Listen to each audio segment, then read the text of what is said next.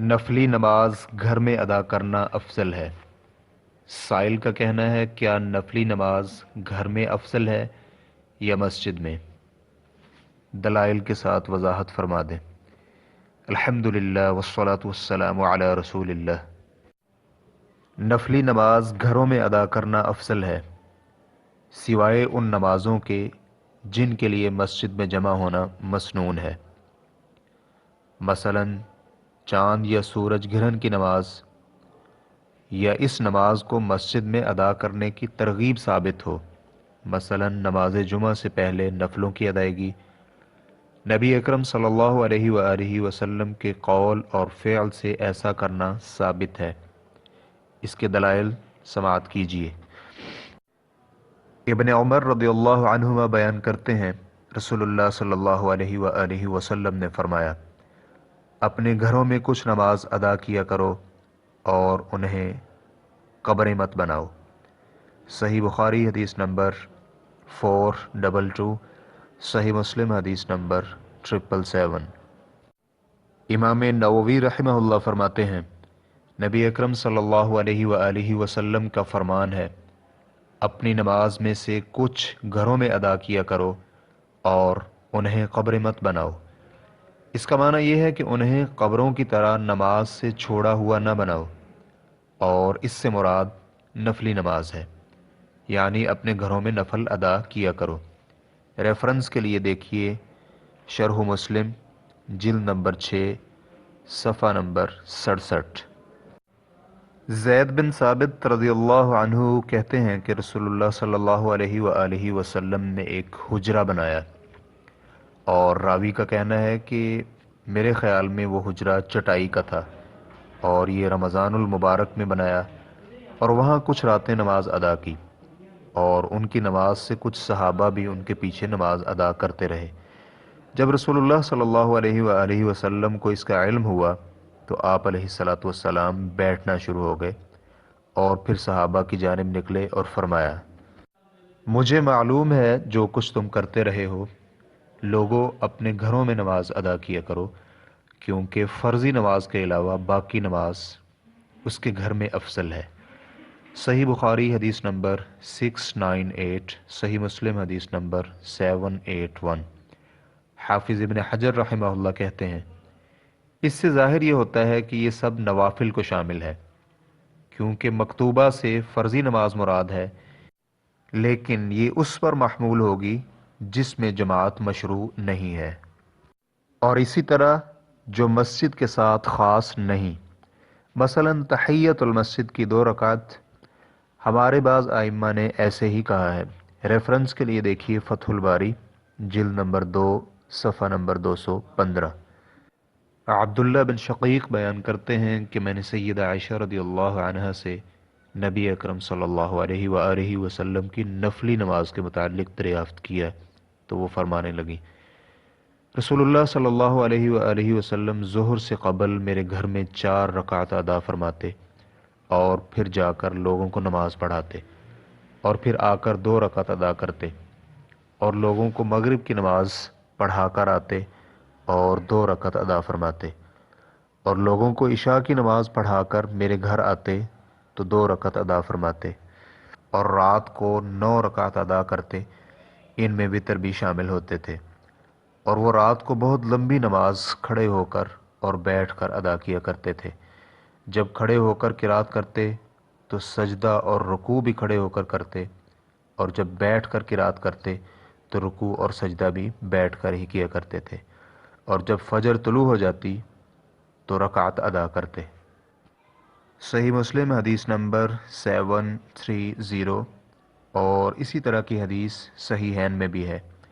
امام نووی رحمہ اللہ اس حدیث کی شرح میں فرماتے ہیں، اس حدیث میں سنن مؤکدہ گھر میں ادا کرنے کا استحباب پایا جاتا ہے، جیسا کہ اس کے علاوہ بھی مستحب ہیں، اور ہمارے ہاں اس میں کوئی اختلاف نہیں، اور جمہور علماء کرام کا بھی یہی کہنا ہے۔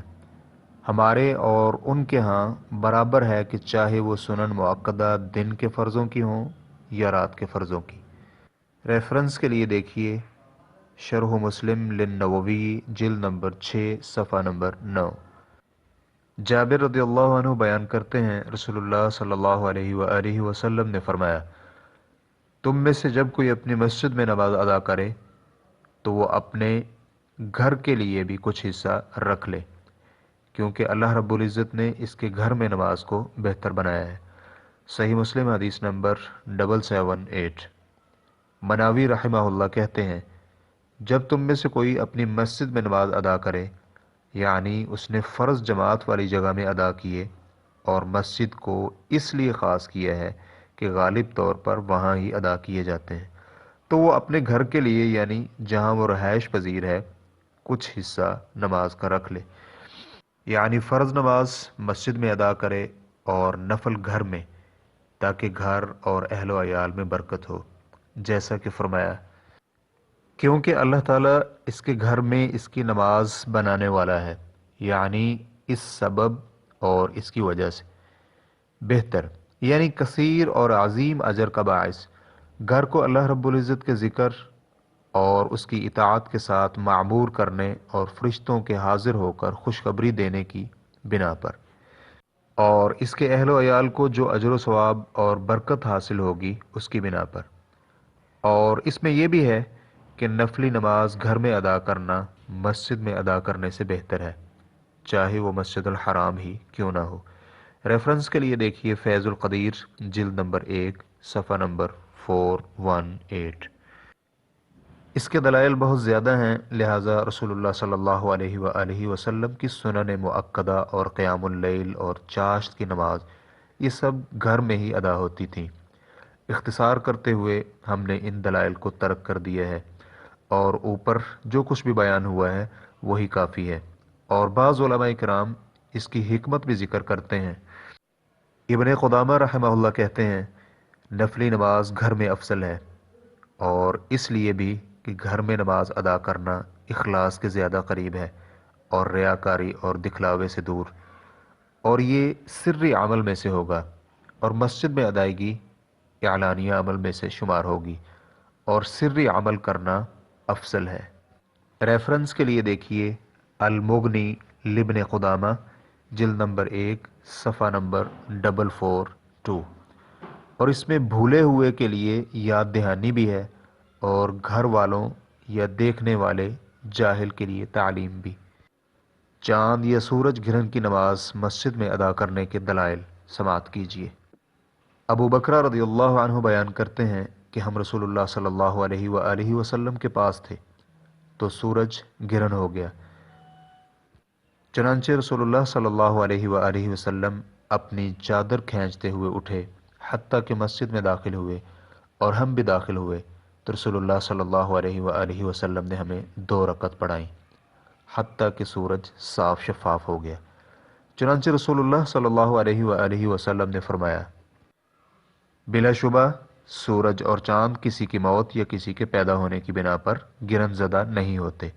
जब तुम इन्हें इस हालत में देखो तो नमाज पढ़ो और दुआ किया करो हत्ता कि तुम इस हालत से निकल जाओ। सही बुखारी हदीस नंबर 993। नमाज जुमा से कबल नफली नमाज मस्जिद में अदा करने की दलील। सलमान फ़ारसी रदियल्लाहु अन्हु बयान करते हैं, रसूलुल्लाह सल्लल्लाहु अलैहि वसल्लम ने फरमाया, जिसने जुमा के रोज़ हसब इस्तिताअत तहारत और पाकीज़गी इख्तियार की और फिर तेल लगाया या खुशबू लगाई और फिर मस्जिद गया और 2 अशख़ास के माबैन अलहदगी न की और जितनी उसके मुक़द्दर में थी उसने नमाज अदा की, और जब इमाम निकला तो उसने खामोशी इख्तियार कर ली, तो ऐसे शख्स के लिए इस जुमा से लेकर आइंदा जुमा तक के गुनाह मुआफ़ कर दिए जाते हैं।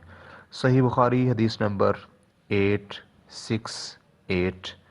इस्लाम की रिकॉर्डिंग्स मुअस्ससतुश शेख सालेह अल मुनज्जिद अल ममलकतुल अरबिय्यतुस सऊदिय्या फतवा नंबर 22209।